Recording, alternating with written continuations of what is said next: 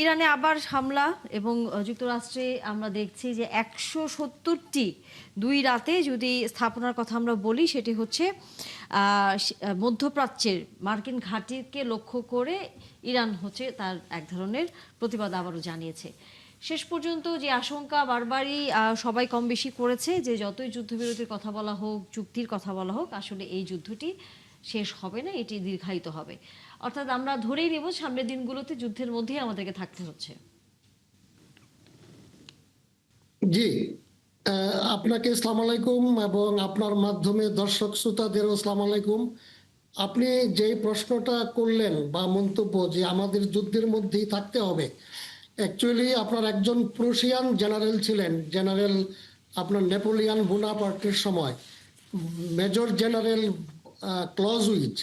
তো উনি বলেছিলেন যে war is the extension of politics, অর্থাৎ ওয়ারটা পলিটিক্সেরই একটা টুল। তো এই টুলটা মানে বিভিন্ন দেশ বিভিন্ন সময়ে সুযোগ সুবিধা নিয়ে ব্যবহার করে। আমরা দেখলাম যে বিগত কিছুদিন আগে পাকিস্তানের মধ্যস্থতায় একটা আপনার মেমোরান্ডাম অফ আন্ডারস্ট্যান্ডিং প্রথমে হলো, তারপরে ওনারা একটা চুক্তি করলেন যে ওনারা যুদ্ধ আর করবেন না। কিন্তু আমরা দেখতে পেলাম যে মানে হরমুজ প্রণালীতে আপনার তো এটা ইরানের একচ্ছত্র মানে আছে, কন্ট্রোল আছে। বিকজ এই হরমুজ প্রণালীর নামটাই এসছে আপনার ইফরা হরমুজ নামে। আপনার কিং সাপোর 310 সালে কিং সাপোরের মায়ের নামে এই প্রণালীর নাম হয়।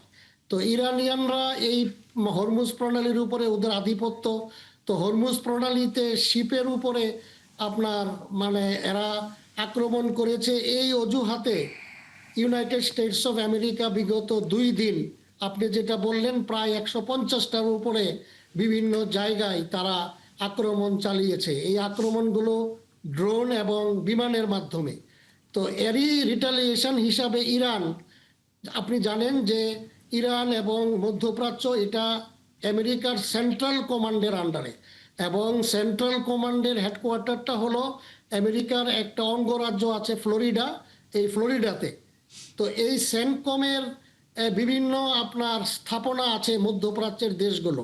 তো এর মধ্যে আমরা দেখলাম যে বাহরাইন এবং সাথে আপনার কাতার, কুয়েত, এই সমস্ত দেশগুলোতে আমেরিকার স্থাপনার উপরে ইরানিয়ানরা একটা রিটালিয়েশন প্রতিশোধ হিসাবে ওরাও আক্রমণ চালিয়েছে।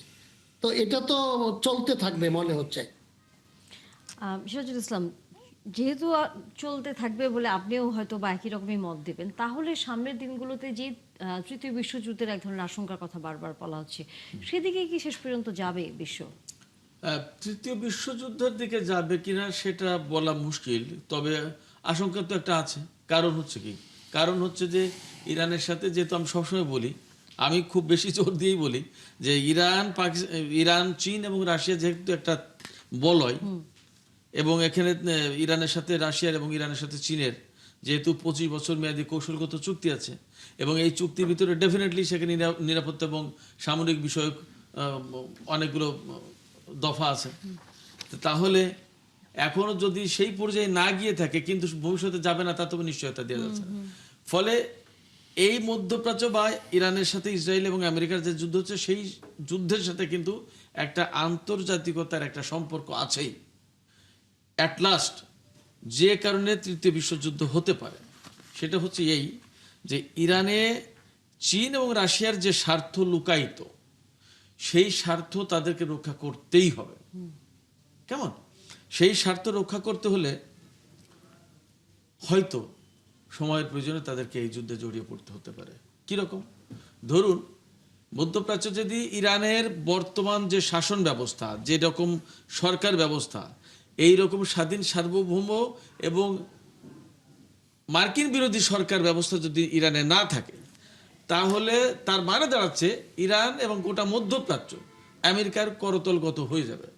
যখনই এরকম হবে, তখন চীনকে অনেক কিছু শর্ত শরায়ত পালন করে, আমেরিকার অনেক শর্ত মেনে মধ্যপ্রাচ্য থেকে তেল গ্যাস নিতে হবে। তখন চীনের মধ্যপ্রাচ্যে এখন যে অ্যাক্সেস আছে, এই অ্যাক্সেস থাকবে না। তাহলে চীনের ভীষণ রকমের সংকট পড়ে যাবে, চীনের অর্থনীতি মার খাবে। ভেনিজুয়েলা থেকে অনেক বড় সংকট তৈরি হয়েছে, এখন যদি ইরানও চলে যায় তাহলে কিন্তু চীনের আর কোনো পথ থাকে না, উপায় থাকে না। একই সাথে রাশিয়ার ব্যাপারটাও একই রকমের। সেই জায়গা থেকে যখন আমেরিকায় এই রকম পরিস্থিতি যদি তৈরি করে, যে যখন যে পরিস্থিতির কারণে চীনের এবং রাশিয়ার স্বার্থ আর রক্ষিত হচ্ছে না মধ্যপ্রাচ্যে, দেন তারা এই যুদ্ধে জড়িয়ে যেতে পারে। সেক্ষেত্রে যখনই তারা জড়িয়ে যাবে, তৃতীয় বিশ্ব অবধারিত, তৃতীয় বিশ্বযুদ্ধ। মুস্তাফিজুর রহমান বাবু, না, আমি আপনার তৃতীয় বিশ্বযুদ্ধের আশঙ্কা আমি করি না, আপনি খুবই আশাবাদী মানুষ। করি না এ কারণেই, আপনার তৃতীয় বিশ্বযুদ্ধে তো আপনি বাঁচবেন না, আমি বাঁচবো না, অবশ্যই রাশিয়ানরা বাঁচবে না, চাইনিজরা বাঁচবে না, আমেরিকানরা বাঁচবে না, কেউ বাঁচবে না। ফলে যেহেতু যে যুদ্ধে কারোরই আপনার বিজয়ী হওয়ার কোনো সম্ভাবনা নাই, এবং যে যুদ্ধে কেউ বেঁচে থাকবেন না, ফলে সেই যুদ্ধের আশঙ্কা আমি করি না। তবে আমি আপনার আমি খুব আশা করেছিলাম যে যুদ্ধটা বোধহয় থেমে গেল। কেন আশা করি? আশা করি এ কারণে, এই যুদ্ধ আমাদেরকে সংকটে ফেলে, বাংলাদেশের মতো দেশ, গোটা বিশ্বকে সংকটে ফেলে। আপনার এই ইরান আমেরিকা এই যুদ্ধ শুরু হওয়ার পরে সারা বিশ্বে আপনার জ্বালানি তেলের আপনার যে সংকট তৈরি হয়েছিল, জ্বালানি তেলের মূল্য বৃদ্ধি, সেটা আমেরিকাকে স্পর্শ করেছে, ইউরোপকে স্পর্শ করেছে, আমাদের এই অঞ্চলকে স্পর্শ করেছে, বাংলাদেশকেও দারুণভাবে স্পর্শ করেছে। কি লম্বা লম্বা লাইন আমরা দেখেছি, আমরা প্রত্যক্ষ করেছি।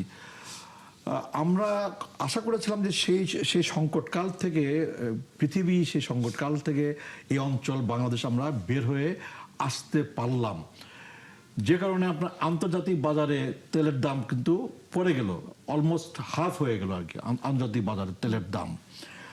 তো আবার গতকাল থেকে যেটা শুরু হয়েছে, যে যুদ্ধবিরতি চুক্তি,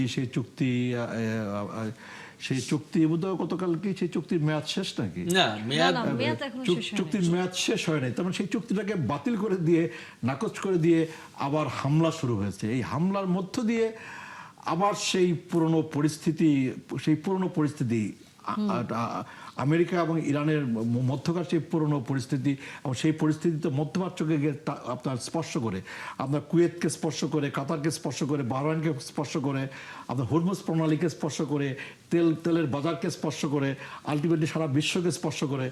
তো সেটা সেই শঙ্কার মধ্যে আমি আছি আর কি। তবে আমি আশা করি যে শুভবুদ্ধির উদয় হবে, আপনার যাদের উদয় হওয়া দরকার, এবং আমি আশা নিয়ে আপনার এই অনুষ্ঠান থেকে বিদায় নিতে চাই। জি, অবশ্যই আমরা আসলে এই যুদ্ধ আপনার কারোর জন্যই মঙ্গল বয়ে আনবে না। যুদ্ধ কেবল ধ্বংসকে ডেকে নিয়ে আসবে, যুদ্ধ কেবল সংকটকে ডেকে নিয়ে আসবে। এটা আপনার বাড়িতে, আমার বাড়িতে, আপনার ঘরে, আমার ঘরে।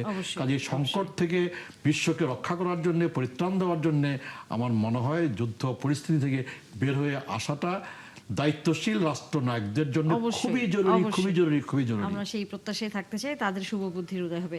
দর্শক ছিল অবসরপ্রাপ্ত মোহাম্মদ কামরুজ্জামান, অনেক ধন্যবাদ আপনাকে, যুক্ত হয়েছিলেন। আজকে আসলে সময় খুবই কম, তেমন একটি কথা বলার সুযোগ হলো না। সিরাজুল ইসলাম, আপনাকেও ধন্যবাদ। মুস্তাফিজুর রহমান বাবুল, আপনাকেও ধন্যবাদ। আগামীতে নিশ্চয়ই কথা হবে। দর্শক, আপনারা সাথে ছিলেন, তার জন্য ধন্যবাদ। দেখা হবে আবার।